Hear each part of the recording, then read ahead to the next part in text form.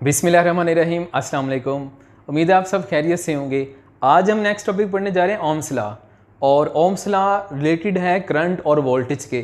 घरों में करंट और वोल्टेज आता है, ये बड़ा इंटरेस्टिंग टॉपिक है। आज हम सिर्फ इसकी स्टेटमेंट और फार्मूला देखने जा रहे हैं, बाकी डिटेल हम नेक्स्ट अगले टॉपिक। जो लेक्चर है एक्चुअली मैं पिछले लेक्चर के साथ जोड़ा हुआ है, ये इसमें स्टेटमेंट है और साथ इस पिछला जो लेक्चर है वो केमिकल फैक्ट है। तो आइए लेक्चर स्टार्ट करते हैं हम। कल हमने एक मैग्नेटिक इफ़ेक्ट देखा था। मैग्नेटिक इफ़ेक्ट में क्या था, करंट फ्लो करने से मैग्नेटिक फील्ड प्रोड्यूस हो रही थी, और उसमें हमने देखा था कि मैग्नेटिक फील्ड करंट के प्रोपोर्शन होती है। करंट ग्रेटर होगा तो मैग्नेटिक फील्ड भी ग्रेटर प्रोड्यूस होगी, और दूसरी बात मैग्नेटिक फील्ड इन्वर्स प्रोपोर्शन होगी कि इसके डिस्टेंस फ्रॉम वायर। अगर वायर से ज़्यादा डिस्टेंस पे हो जाएंगे तो मैग्नेटिक फील्ड वीक होती जाएगी, यानी ये इन्वर्स हो जाते हैं। तो ये मैंने समझाने के लिए बनाया, मतलब डिक्रीज़ होती जाती है। आप वायर से अवे चलते जाएंगे तो इस वायर से जो मैग्नेटिक फील्ड आ रही है करंट की वजह से, वो अवे जाने से मैग्नेटिक फील्ड रिड्यूस होती जाएगी, और टूवर्ड्स आएंगे तो मैग्नेटिक फील्ड इनक्रीज़ होती जाएगी। ठीक है, फिर फील्ड पैटर्न देखा था ये जो सर्कुलर, ठीक है, फिर फील्ड पैटर्न देखा था ये जो सर्कुलर वायर है, वायर का जो फील्ड पैटर्न है वो सर्कुलर होता है। ठीक है, तो सर्कुलर पैटर्न होता है, जैसा कि आप इधर देखें, ये आप देख रहे हैं कि ये वायर है, इसमें करंट फ्लो कर रहा है। तो करंट अपवर्ड है तो क्लॉकवाइज आएंगी, ठीक है, राइट हैंड रूल के अकॉर्डिंग। और करंट डाउनवर्ड है, दूसरा केस देखते हैं। अब दूसरे केस में देखें करंट डाउनवर्ड है तो थंब करंट को शो करेगा डाउनवर्ड, अब फिंगर्स क्या आ रही हैं एंटी क्लॉकवाइज। तो अब डायरेक्शन देखें, करंट की डायरेक्शन, मैग्नेटिक फील्ड की डायरेक्शन अब क्या हो जाएंगी, एंटी क्लॉकवाइज हो जाएंगी। फिर दूसरा पैटर्न है कॉइल का देखें, कॉइल में करंट फ्लो करता है, तो इसमें देखें कॉइल का करंट का पैटर्न कैसा बन रहा है। ठीक है, ये दोनों एंड पे बन रहा है। एक एंड पे करंट अपवर्ड है तो ये क्लॉकवाइज आ जाएंगी, दूसरे एंड पे डाउनवर्ड है तो एंटी क्लॉकवाइज आ जाएंगे। तो ये कॉइल का पैटर्न आ गया। ठीक है, अब तीसरा आ जाए, तीसरा पैटर्न है सोलिनॉइड का। तो सोलिनॉइड स्प्रिंग लाइक होती है। तो देखिए ज़रा, सोलिनॉइड में करंट फ्लो कर रहा है तो मैग्नेटिक फील्ड नॉर्थ से साउथ पोल की तरफ जनरेट हो रही हैं। ठीक है, ये इसमें हमने देख लिया। ये फील्ड पैटर्न हमारी बुक में दिए हुए हैं, इनको डिटेल में 14 चैप्टर में पढ़ना ये कैसे आती हैं। ठीक है, अब हम तीसरा फैक्ट पढ़ने जा रहे हैं, केमिकल इफ़ेक्ट। केमिकल इफ़ेक्ट में हमने देखना है कि करंट फ्लो करता है लिक्विड में, सॉल्यूशन में, तो केमिकल चेंजेस आती हैं। जब करंट फ्लो करने से केमिकल चेंजेस आती हैं तो इसी को हम कहते हैं केमिकल इफ़ेक्ट। ठीक है, इसको डिटेल से देखते हैं। इसको ना मैं एक एग्जांपल से समझाता हूँ। ये जो एग्जांपल मैं आपको समझाने लगा हूँ, ये हमारी केमिस्ट्री की बुक में भी, आपने फर्स्ट ईयर की केमिस्ट्री की बुक में पढ़ा हुआ है, जो कि इधर भी हम पढ़ रहे हैं। तो लेट्स करते हैं, हमारे पास यहाँ पे बीकर है, और इस बीकर का मैं नाम रख लेता हूँ वेसल, और इसी वेसल का मैं नाम रख लूँगा वोल्टामीटर। ठीक है, इसका नाम हम वोल्टामीटर रखते हैं, जिसमें हम लिक्विड प्लेस करेंगे, और इसके अंदर हम सॉल्यूशन प्लेस करेंगे, लिक्विड वाटर प्लेस करेंगे, और वाटर के अंदर हम यहाँ पे जो सॉल्यूशन डाल रहे हैं, यहाँ पे जो मटेरियल डाल रहे हैं वो है एसिड रख रहे हैं, वो है dilute acid of copper sulphate. Copper sulphate भी हम पुट कर सकते हैं, कॉपर सल्फेट का सॉल्यूशन भी हो सकता है, यहाँ H2SO4 सल्फ्यूरिक एसिड का भी हो सकता है। और यहाँ पे हम इलेक्ट्रोड प्लेस कर लेते हैं, रोड रखी हुई हैं ये, जिनको हम इलेक्ट्रोड कहेंगे। ठीक है, ये रोड है और ये कॉपर की रोड है, और यहाँ पे ये सॉल्यूशन है। और सॉल्यूशन अभी मैंने बताया किसका सॉल्यूशन यहाँ पे प्लेस किया हुआ हमने, सॉल्यूशन यहाँ पे हमने प्लेस किया हुआ है कॉपर सल्फेट का डाइल्यूट सॉल्यूशन है। ठीक है, क्वांटिटी कम है कॉपर सल्फेट की। अब इसमें देखें, ये हमारे पास डायग्राम आ गई। अब इसको हम बैटरी से कनेक्ट करते हैं। जब बैटरी से कनेक्ट करेंगे तो एक टर्मिनल को हम कनेक्ट कर देते हैं पॉजिटिव से, और सेकंड टर्मिनल को कनेक्ट कर लेते हैं नेगेटिव से। तो ये पॉजिटिव और ये क्या हो गया, नेगेटिव। ठीक है, यहाँ पे देखें हमने कनेक्ट कर दी बैटरी। अब देखें बैटरी का पॉजिटिव टर्मिनल इस रोड के साथ अटैच है, और जिस रोड के साथ अटैच है, इस रोड का नाम हम जो जनरल नाम रखेंगे उसको हम कहेंगे इलेक्ट्रोड्स। ठीक है, और ये इलेक्ट्रोड पॉजिटिव टर्मिनल से अटैच है तो इसका हम नाम रख देंगे एनोड। अब आ जाए दूसरी तरफ, ये दूसरी तरफ ये रोड है। अब इस रोड को हमने क्या किया हुआ है, इस रोड का नाम, जनरल नाम जो होगा वो क्या है, इलेक्ट्रोड, और इसको हमने किससे कनेक्ट किया हुआ है, नेगेटिव टर्मिनल से कनेक्ट किया हुआ है, तो इसका हम नाम रख देंगे कैथोड। ठीक हो गया, ये इनके नाम हो गए जो कि आपने पढ़े भी हुए हैं। ये हमारे पास डायग्राम है। अब देखिए करंट फ्लो कर रहा है, तो करंट फ्लो करने की वजह से क्या होगा, इसके अंदर जो कॉपर सल्फेट का जो सोल्यूशन है, देखें पहले ये लिक्विड है, लेट करें बैटरी कनेक्ट नहीं की, तो हमने क्या किया, इस लिक्विड में, इस वाटर में हमने कॉपर सल्फेट पुट की। जब कॉपर सल्फेट डालेंगे तो कॉपर सल्फेट डालने से क्या होगा, यहाँ पे इस वाटर में हमने कॉपर सल्फेट पुट की है, करंट फ्लो नहीं कर रहा, डिस्कनेक्ट की हुई है, तो कॉपर सल्फेट पुट करेंगे तो यहाँ पे क्या होगा, कॉपर सल्फेट चेंज हो जाएगी। यहाँ पे कॉपर सल्फेट किस में चेंज हो जाएगी, ये कन्वर्ट हो जाएगी कॉपर आइंस में +2 और कॉपर सल्फेट में नेगेटिव आइंस होगा इस पे सल्फेट पे। ठीक है, अब हम यहाँ पे बैटरी कनेक्ट कर दी, तो बैटरी कनेक्ट करेंगे तो करंट फ्लो करेगा। अब करंट फ्लो करने से क्या होगा, केमिकल चेंजिंग आएगी यहाँ से। अब केमिकल चेंजिंग क्या आएगी, यहाँ पे क्या हुआ, मैंने बताया कि कॉपर आयन और सल्फेट आयन बन गया, कॉपर पॉजिटिव आयन और सल्फेट नेगेटिव आयन है। तो इधर मैं लिख लेता हूँ कि यहाँ पे ये कॉपर पॉजिटिव आयन बन गया, ठीक है, और यहाँ पे क्या हो गया, यहाँ पे सल्फेट नेगेटिव आयन बन गया। ये क्या हुआ, स्प्लिट हो गया, किसमें स्प्लिट हो गया, कॉपर आयंस में और सल्फेट आयन में स्प्लिट हो गया। अब देखें यहाँ पे नेगेटिव है, तो ये जो कैथोड है ये नेगेटिव की तरफ मूव करेगा, क्योंकि सॉरी ये कॉपर जो है इस पे पॉजिटिव चार्ज है तो नेगेटिव, यहाँ पे कैथोड पे नेगेटिव चार्ज है तो पॉजिटिव कॉपर नेगेटिव एनोड की तरफ मूव करेगा। जब ये एनोड की तरफ मूव करेगा, कैथोड की तरफ मूव करेगा, तो यहाँ पे क्या होगा, इधर लिख लेते हैं एट कैथोड। कैथोड पे क्या होना है इसकी हम बात कर लेते हैं। तो क्या हुआ, कॉपर किसकी तरफ चल रहा है, कॉपर मूव कर रहा है, यहाँ पे कॉपर चल रहा है कैथोड की तरफ, और ये कैथोड से क्या करेगा, 2 इलेक्ट्रॉन रिसीव कर लेगा और यहाँ पे कॉपर एटम बन जाएगा। और एटम हम जानते हैं न्यूट्रल होता है, इस पे कोई चार्ज नहीं होता, और ये डिपॉजिट हो जाएगा, और ये डिपॉजिट हो जाएगा कहाँ पे, इस कैथोड पे। और एक और बात आपको बताता चलो, ये दोनों रोड, ये वाली भी कॉपर की बनी हुई है और ये भी कॉपर की, दोनों रोड यानी दोनों इलेक्ट्रोड किसके हैं, कॉपर मटेरियल के बने हुए हैं।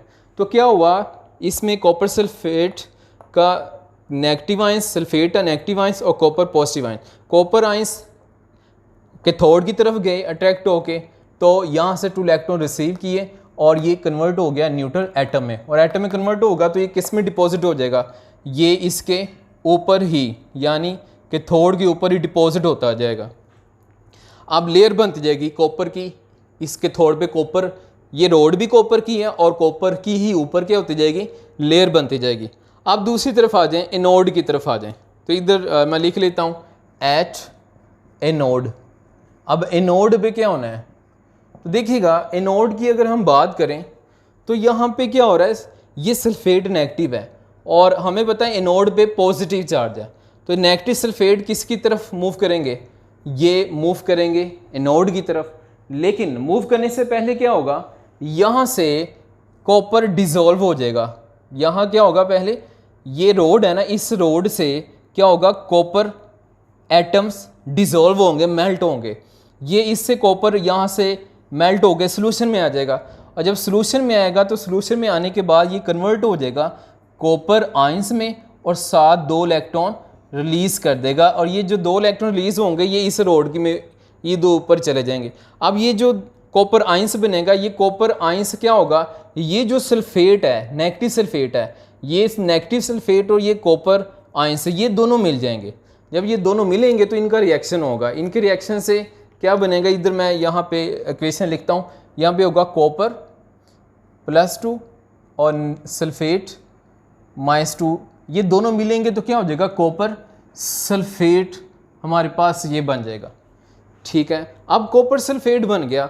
शुरू में जब हमने बीकर में क्या किया था, कॉपर सल्फेट ही डाला था, तो इधर बाद में भी क्या हुआ, कॉपर सल्फेट बन गया, तो ये उतना ही कॉपर सल्फेट बनेगा जितना हमने कॉपर सल्फेट में पुट किया होगा।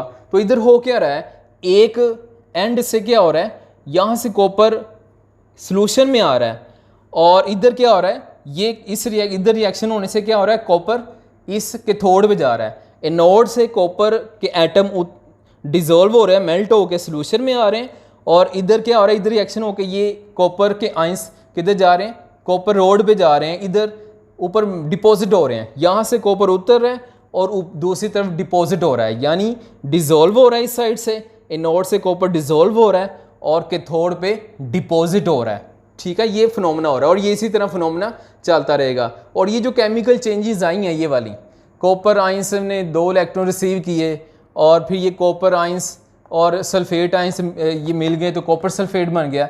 ये जो केमिकल चेंजेस आ रही हैं ये करंट की वजह से आती हैं, तो इसको हम कहते हैं केमिकल इफेक्ट।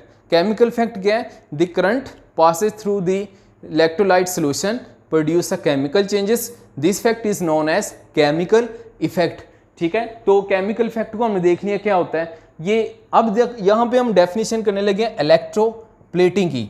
इलेक्ट्रोप्लेटिंग भी मैंने आपको बता दिया क्या होता है। देखें ज़रा, ये केमिस्ट्री में भी आपने पढ़ा हुआ है। इधर हो क्या रहा है, ये भी कॉपर की बनी हुई है एनोड और कैथोड भी कॉपर की बनी हुई है। और यहाँ पे क्या हो रहा है, एक प्लेट से कैथोड डिजोल्व हो रही है, मतलब निकल रही है, और दूसरी तरफ कॉपर क्या हो रही है, डिपॉजिट हो रही है, इसके ऊपर आ रही है। तो एक तरफ से उतर रही है, दूसरी तरफ आ रही है। यहाँ पे इसके ऊपर कोटिंग हो रही है, कॉपर लेयर की कोटिंग हो रही है। और जब कॉपर लेयर की कोटिंग होगी, इस कोटिंग को हम कह देंगे इलेक्ट्रोप्लेटिंग। और इलेक्ट्रोप्लेटिंग हम क्या करते हैं, बेसिकली इसमें होता है कि एक एक्सपेंसिव रोड है और दूसरी चीप रोड है, यानी ये महंगी है और ये सस्ती है। तो यहाँ से महंगी मेटल उतरती जाएगी और ये सस्ती मेटल के ऊपर डिपॉजिट होती जाएगी, जैसे जिसको हम कहते हैं सोने का पानी चढ़ाना।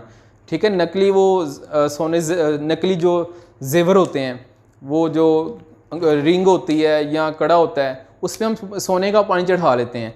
ठीक है, वो थोड़े से पैसे लेते हैं तो सोने की तरह लगता है, चांदी है उस पर सोने का पानी चढ़ा लेते हैं। तो वो यही है, यूं लेट कर लें कि ये चांदी की प्लेट है, ठीक है, और ये सोने की है। तो अब क्या होगा, यहाँ से गोल्ड सोना उतरता जाएगा रिएक्शन होने की वजह से, और ये गोल्ड इधर डिपॉजिट होता जाएगा, चांदी के ऊपर डिपॉजिट होता जाएगा। इसको हम कहते हैं इलेक्ट्रोप्लेटिंग। और हमारी बुक में इस टॉपिक में लास्ट लाइन में लिखा हुआ है, the coating of expensive layer on cheap layer is known as electroplating. अब इसमें कुछ टर्म्स हैं जो हमारी बुक में लिखी हुई हैं और ये आपने फर्स्ट ईयर की केमिस्ट्री में पढ़ी भी हुई हैं। जैसे वोल्टामीटर है, ये जो वैसल है, बीकर है, इस वैसल का नाम वोल्टामीटर रखा हुआ है। कैथोड मैंने बता दिया, ये रोड है, कॉपर की बनी हुई है।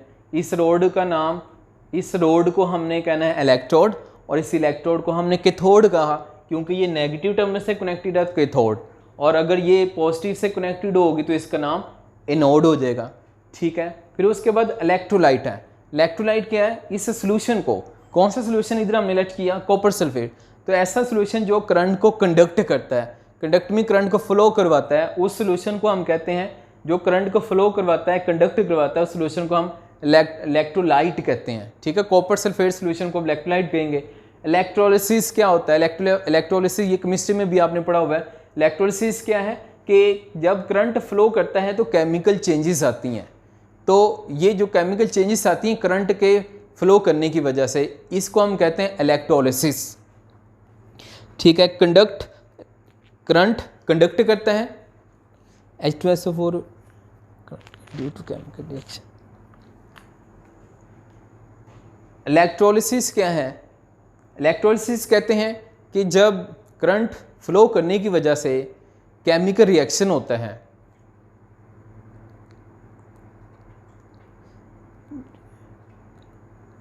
Chemical current conduct.